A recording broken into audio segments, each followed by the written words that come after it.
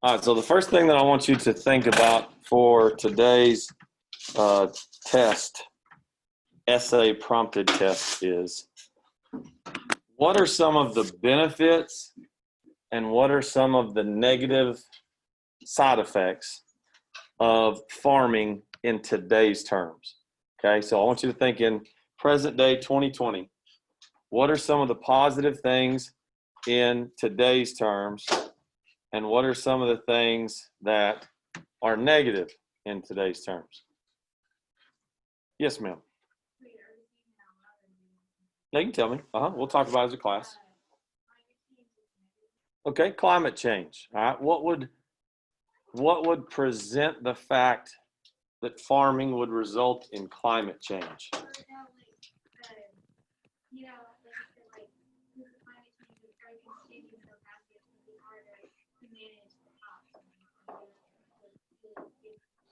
Okay, so us changing the landscape of the earth to be able to manage the crops in the most productive way. Okay, there's something else we can really get onto that one. Yes, sir, Benham. Land's more expensive, right? Okay, so people over time, is there more farming land now or was there more farming land before?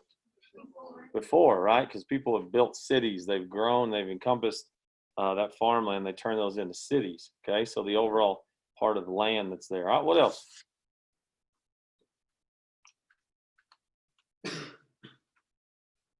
So we were touching base on climate change and overall change of us trying to grow more crops. Okay, if we grow more crops, what does that mean for the amount of people? Yes. Okay, there's more jobs available. That's a positive, right? Okay, so farming, migrant workers, all the above, especially California-wise, South Texas, big time deal. You think of Florida and the orange fields that are there. You go backwards and you sit there and think about how honestly the South was built on cash crops. Okay, so that agriculture part was there. If we have more food, what does that do for the population? Yeah, we get more. All right, we get more people on the earth because number one, we're going to live longer. Number two, all right, I don't know how families wise, parents think, all this other stuff. But if I have two kids and I can't feed them, I'm not going to continue to have kids. Okay, but if I have kids and I'm like, all right, I got enough money for them, I got enough house for them, I got enough food for them, I may have the option to have more children. Tell you this one, my mother was one of 7 children. Okay, and that's based upon the era that was there. Okay, so she had 6 sisters and 1 brother. That one poor guy. All right, and he was born right in the middle of them. All right, but during that time they lived on a farm. So why would parents have that many children? Why would the population increase that much based upon the number of children they're having out there? Okay, what's your opinion on that? What do you think? They got enough food to feed them, number one. They got shelter, so they're clear on all those. They got workers, right? Okay, as soon as they have a kid, and they're old enough to be able to, you thinking now, like mow the lawn or pick up the house or do chores or what this, they just skipped all that stuff and they went straight to farming. Okay, so there were workers. You basically had, a very physical fit kid that was going to end up working for you. If you had 7 of them, man, that just made my life as a farmer even that much easier. And next thing you know, population has increased because I needed a demand for workers that was there. Okay, so that's very good. All right, so we got a lot of positives. Okay, few negatives. Now I want you to backtrack all the way to what we've learned all this week. Okay, and that was the idea that we're going from the Neolithic, Paleolithic era. We're moving into this agricultural revolution. All right, so back then, what could have been some of the positives? So like moving from cavemen to upright walkers, to moving through to civilizations, to river valley civilizations that we touched on a little bit. Okay, what are some of the positives and negatives of farming back then? What are some of the negative and positives back then? To me, the first thing would be like, what's a lot of positives? You know what I mean? Because how were they living? What type of people were they? They were nomads, so they were moving. There's a two-part word for what they were before they started farming. You're saying it. Try it. Okay. So nomads mean they're moving. How'd they eat? What'd they do? They hunted and gathered. Okay. So they were hunters and gatherers the whole time. Okay. And now they're going to be able to settle in a place. They don't have to move as much. Okay.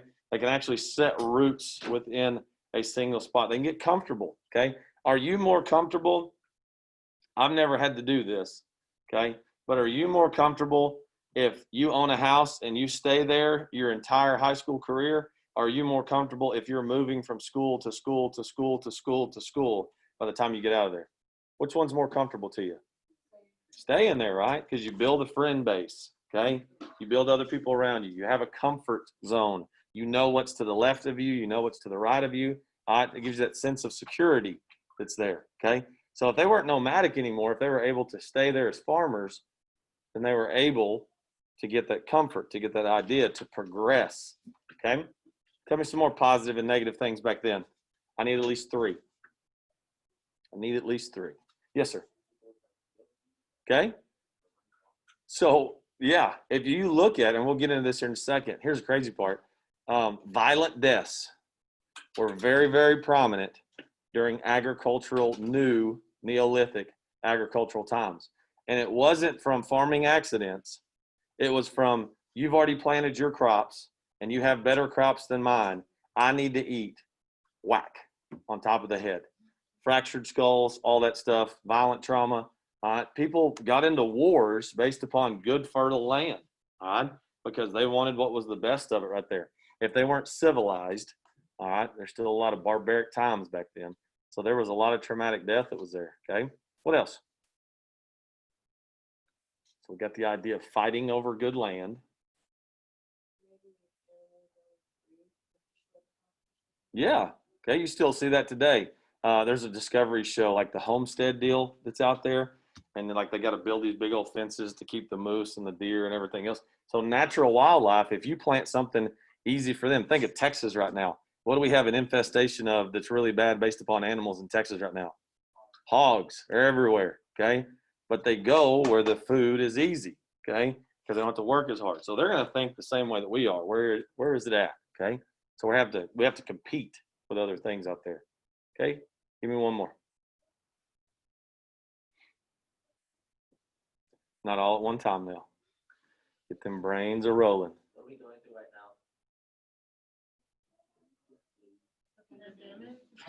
Okay.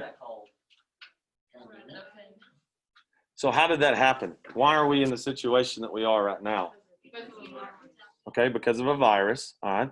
Would we have had this dramatic of an effect on a virus if we were all spread out into our own little plots of land everywhere and we weren't all in big town? No. So farming technically brought on civilizations, which allowed people to move closer together, which promoted the idea of germs spreading, which in turn goes to the idea of a virus, a pandemic, other diseases that go on. All right. Thanks, farming. Okay. So what I need you to do right now is I need you to go to your Canvas. And I'm going to read this, but I know some of you might want to follow along as far as that goes. So if you'd like to, you're more than welcome to.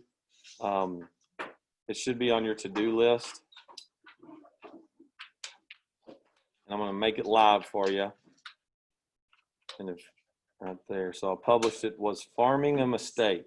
Okay, I'm going to come back to the directions here in just a second. All right, but I'm going to read this to you. And I want you to think about this. All right? Historical perspectives. And the main question that's on there is, was farming a mistake? Okay, and that's kind of what we were talking about right there, is how did, most of the time you automatically think of it from back then to now, and you're going to be like, farming 100%, that was a great thing. because it gave us food. All right. It allowed us to progress. It got us to where we're going to be at. All right. So now we're going to get into a little bit of this. And I just want y'all to listen to this, okay? Scholars of prehistoric life disagree about the benefits and cost of the development of agriculture and pastoralism. Okay, so the idea of pasteurizing animals, okay, or raising through animals, kind of the idea of domestication of animals. Biologist and geographer Jared Diamond called the development of agriculture the worst mistake in the history of the human race. That's some pretty bold words right there, okay? Saying that agriculture was the number one thing. I mean, we've had genocide, we've had world wars, we've had plagues, we've had hurricanes, natural disasters, all that stuff, all right? But he's saying that this was the worst thing that had ever happened to the history of the human race, okay? He argued that reducing the variety of food in people's diets increased malnourishment. Relying on fewer food sources made people more susceptible to famine. Living in concentrated settlements increased everyone's risk for disease. We talked a little bit about that one. And together, Diamond concluded these changes reduced the average lifespan. Okay. Now you got to look at the facts and everything else. Okay. So lifespan. What's lifespan? What does that mean? How long you live. Okay. What do they take into account on a lifespan? You should have learned this in geography last year, but what do they take into account on lifespans? Other than just when you die. Okay, who's all factored in there? If a baby is born, okay, and it doesn't make it through childbirth, does that factor into the lifespan? Okay, let me go back to it then.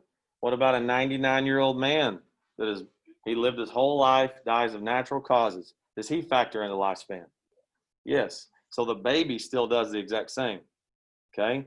So you take that average of who lives the longest versus who lives the shortest, and that's your lifespan that goes together.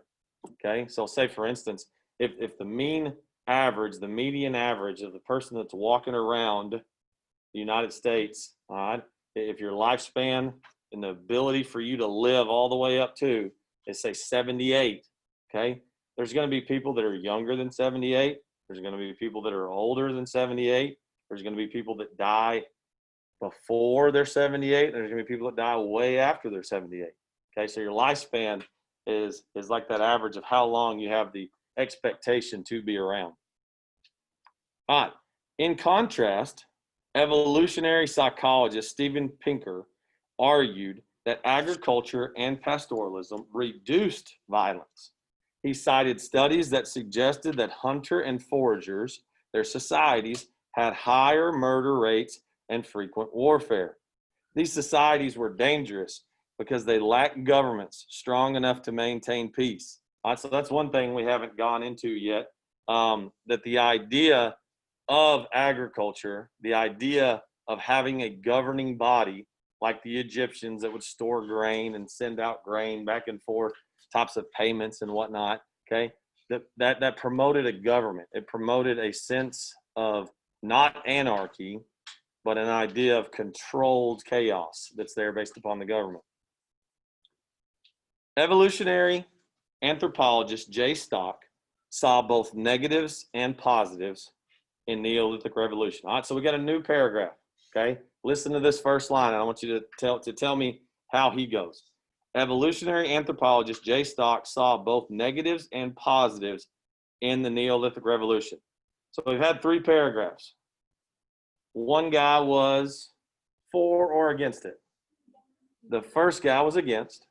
The second guy was for, and this guy's splitting hairs. He's going both ways. He's sitting right in the middle of the fence, okay? So from a study of 9,000 skeletons from ancient Egypt, he found that hunter-foragers who lived before the agricultural revolution averaged 5 feet 8 inches. However, those who lived in the first several thousand years after the development of farming were actually 4 inches shorter. They were 5'4". Still, he noted the long-term benefits of agriculture. Without the surplus of food, what's a surplus? If I have a surplus of, what's that? An inventory, okay. So I can have an inventory, but it can be lower, it can be high. So what's a surplus? If you have a surplus, a large amount, more than you need, okay? And you can give stuff out because you have more than you need, okay? If you got enough lunch and you're full and you still have lunch left, you have a surplus, you can actually give that out, okay? You can save it for later. Without the surplus of food you get through farming, we couldn't have the runaway technological innovation we see today. What does that mean?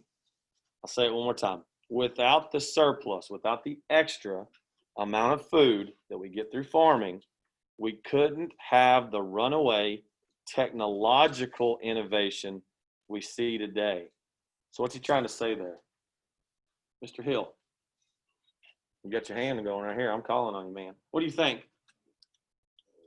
Doesn't matter right or wrong. Just tell me what popped through your brain, because you were listening to me, surely. What do you think he's trying to say? That's not a good enough answer. Tell me something. We wouldn't have had the runaway technological innovation. You got a cell phone in your hand, okay? You got an iPad in front of you.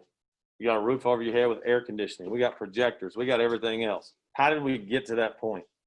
How did man get to that point?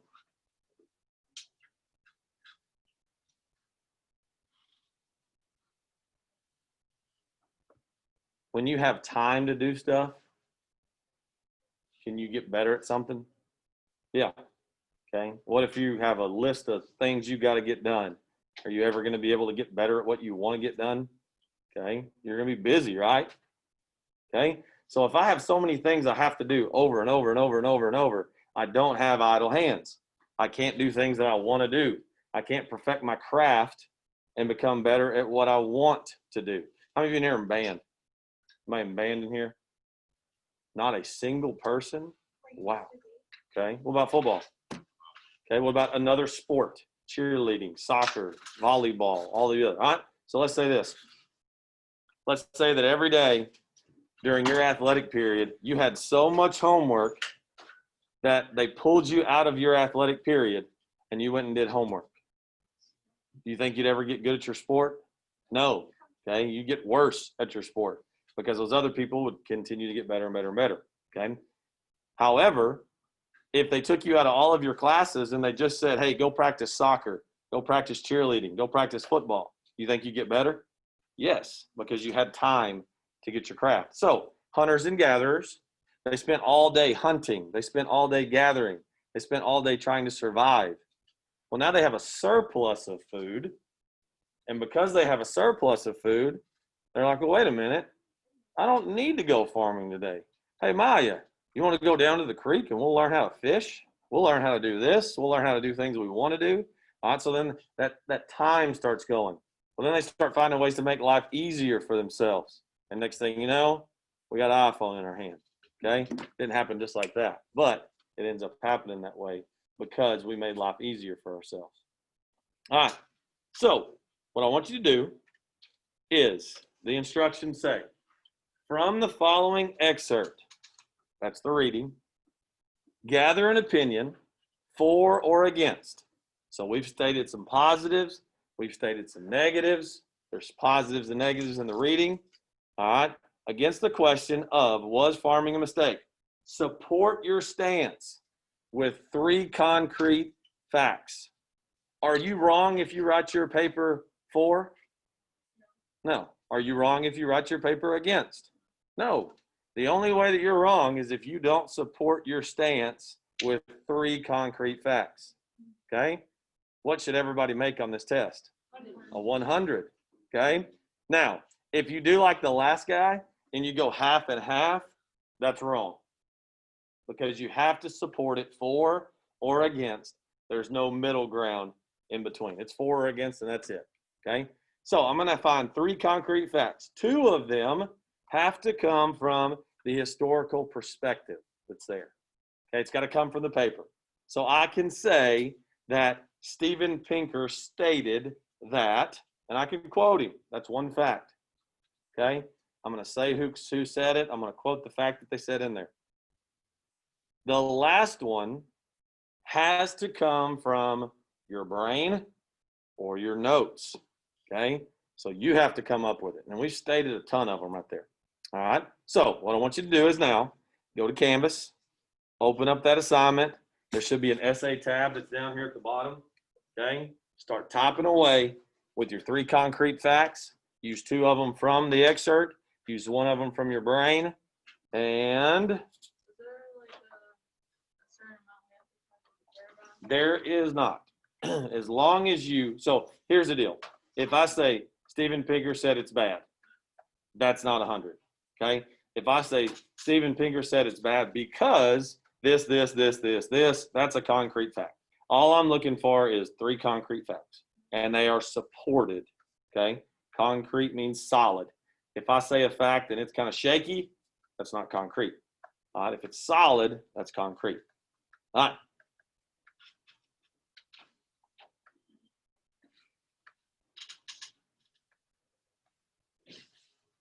You'll have 15 to 20 minutes. Probably about 15 minutes. Okay. Let it flow and top away. And then we'll look at it together as a class. So in about 15 minutes, I'm going to say, all right, submit them.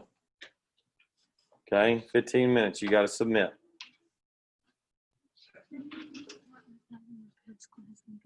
Mm-hmm. You'll cut in that 15 minutes, Nika.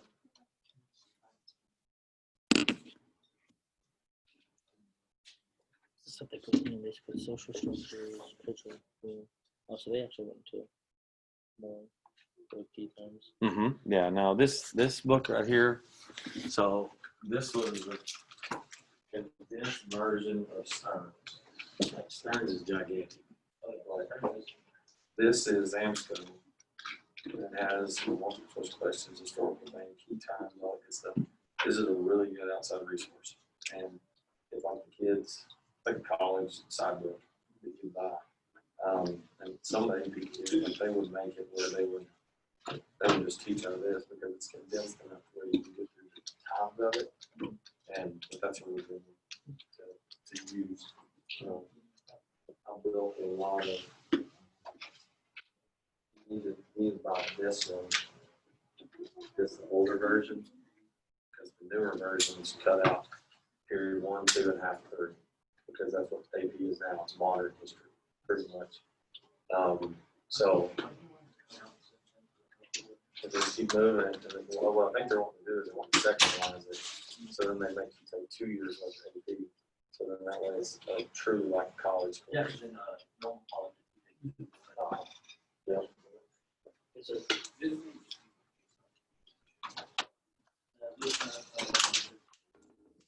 Or state. these are archaeologists, only doctors.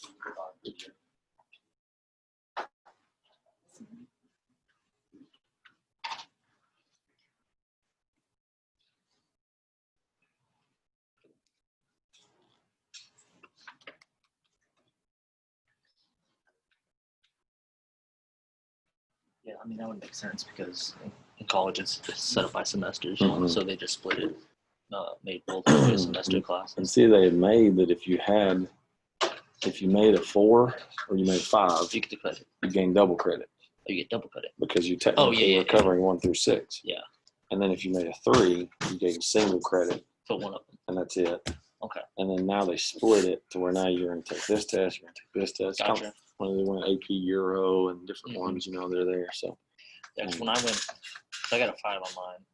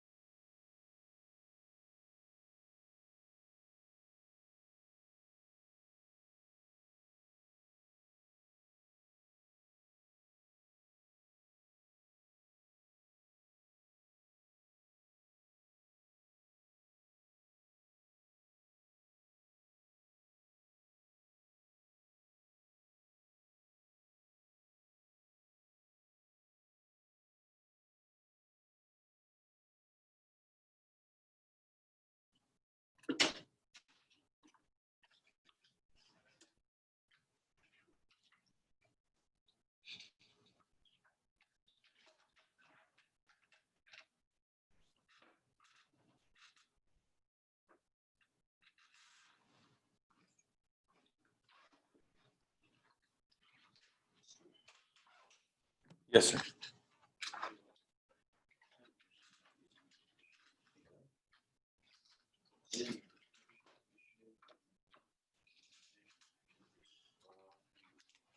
Yeah, it's open. I need to set those, I'll open it up till Saturday. What I told them, I'm gonna try to do that. All it says it's for a day. I'll try to set it to the next day, pass action. So that everybody can do that. There's already set that so you have to Saturday.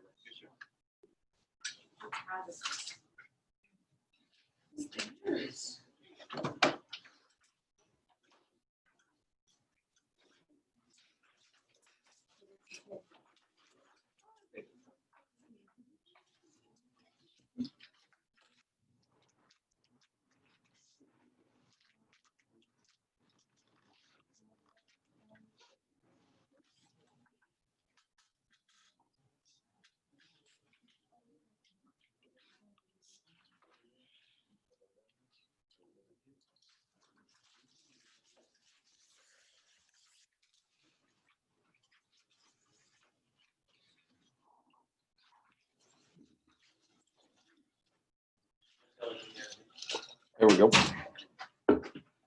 I got about 5 minutes left. Then we'll do it together. 5 minutes.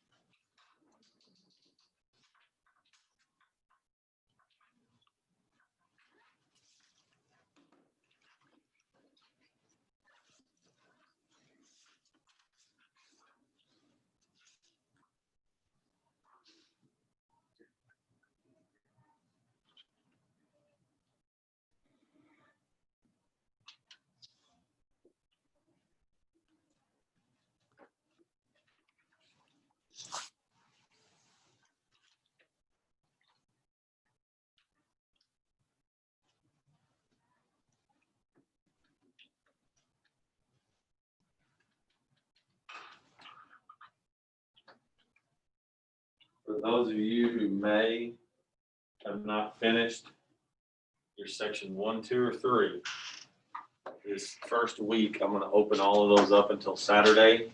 If you got 0 in the grade book, and you can go back in there and complete them by Saturday, all right? But then after that, lock down, okay? So go in there, and if you have a 0 in the grade book, based upon chapters 1, 2, or 3 sections, then you need to complete those before Saturday. That's another nice thing about that grade sync. Those kids will do it late. Instead of me having to physically go find it, now I can just sync it. It'll replace, hopefully it'll replace a grade book. It should. I'll do it. That'll be good.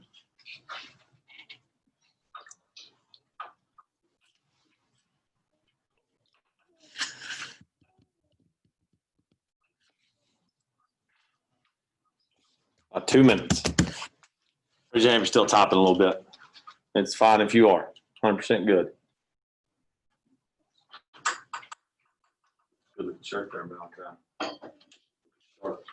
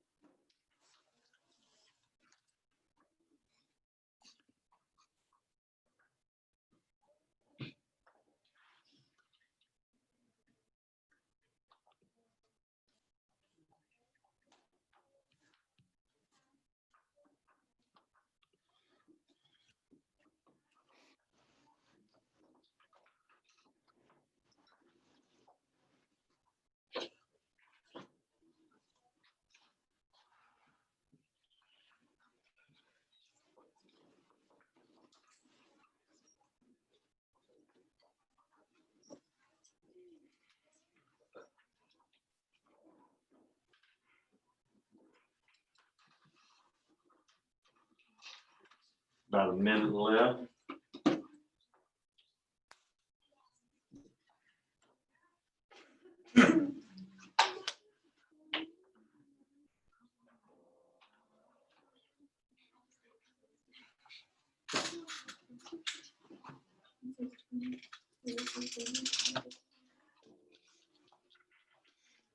Anybody else still topping?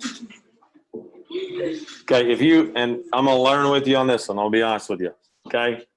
Hit submit if you have not clicked submit yet. So everyone should have submitted their entry, okay? So I'm gonna read two of these two. I'm not gonna tell you who wrote them. I'm just gonna read two of them, okay? As long as you don't be like, oh, that's me, then nobody's gonna know who wrote it, all right? So it's all about facial expressions and laughter and all that sort of stuff. If you just like keep staring at me, you'll be good to go. Yes, sir. I want you to read. Okay, well, I already picked out two. Here we go. First one, farming was not a mistake. Steven Pinker cited studies that suggested that hunter-forager societies had higher murder rates and frequent warfare. All right, so there's one. Without the surplus of food you get through farming, we couldn't have the runaway technological innovation we see today. What's wrong with that? I'm gonna read it one more time. He said, okay, well, let's say this. That could be one. Okay, so farming is not a mistake. Okay, says the hunter and forager, so we're good there. The surplus of food get us through farming. We could have the runaway technological innovation we see today. Okay, so there's two. Didn't cite who it was. Okay, and we're gonna come back to it because I'll tell you what. Let me read this last sentence. Read the next one, then we'll come back to what's wrong with it. Farming also brought us civilization, which connected us all as one. So we talked about that in class the other day, right? Connectivity. We are able to communicate with one another and help each other out. So there's three things, okay? So covered the facts, all right? Let me go to a different one right here.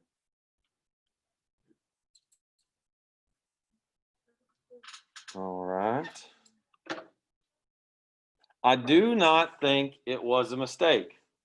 The reason behind my opinion is because if we never started farming, then what supplies would we have for food today? Another fact is farming is a duty. You have to be on watch and collect, so there would be a huge decrease in jobs in the economy. If we just never started farming in America, for instance, most of the population eat meat, of course. If we never made vegetables and wheat and food, then how would we have bread, or how would we breed and make our animals get larger? Once they get bigger, that money's coming from the animals once people buy all the meat for their meals. The final reason is population. Back when the nomads were just starting to learn how to walk upright, farming was going on. More and more people came to the villages and tribes for farming. It's the same thing today in 2020. People go where there's a lot of supplies in agriculture because of the money that they can make, and not to mention the things that the town would provide for farming. Okay, so the first one was like cut and dry, right? Here's evidence one, here's evidence two, here's evidence three. Okay, the second one was a lot of informational stuff and a lot of instances, right? So like it said, it's this because here's a reason why. And it's got like a long, lengthy reason, okay?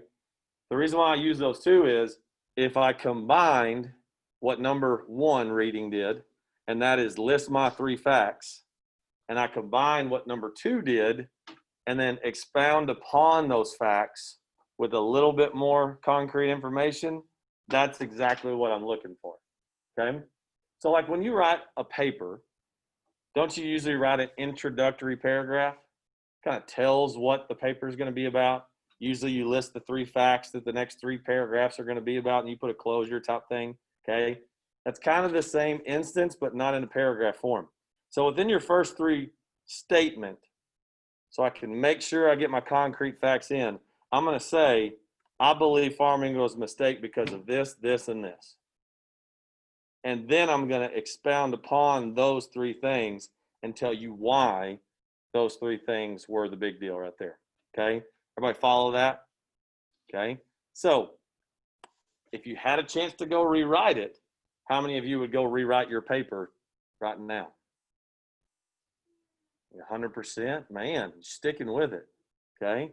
So, I know if it was me, and I didn't know exactly what the teacher wanted, I would want a chance to rewrite it, okay? Because I want to make 100, all right? So if the teacher just told me, hey, go in there and state your 3 facts, and then go back in and add some extra fluff knowledge to it, then I'm going back and I'm doing that, all right? And that's what everybody's doing. So I've changed this one to where you have 2 submissions, okay? You should be able to open it one more time, all right? And for class time right now, you still got 5 minutes left, all right? So it's up to you if you want to do it right now or if you want to do it later, but you have an opportunity to submit one more try, okay? So Maya, did you already open yours? Okay, and this is what I want to see how it happens if you open it for a resubmission, because I know you can do it twice. And let's see what it does for you right here. What does it tell you there? Go to results. Okay. Can you go back to the to-do list and click on the assignment one more time? See what that does. I've never had to do this. It's not before. on to-do list. It's gone from there. What about your assignments or quizzes that are on there? You have that tab on there on the side, like when you click the dashboard. And then if you have assignments or quizzes. So quizzes. Okay. See, mine would be easy enough to just go right back to it. Usually you can go to it and it'll allow you to make a new submission. Okay. You just go through the little drop down screen. You go to it. Let's see if we can figure this one out. All right, go back to that assignment that you submitted. Can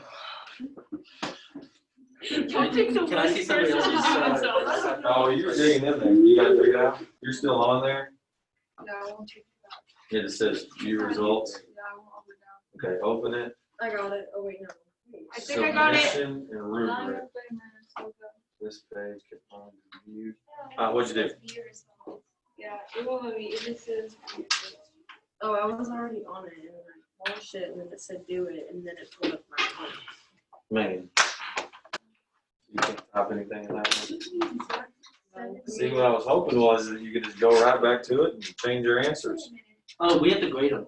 You gotta grade them You have to first. grade them first and then they can resubmit it. See, it should be a complete or incomplete grade just to turn in. So let me try this real fast and see if this works.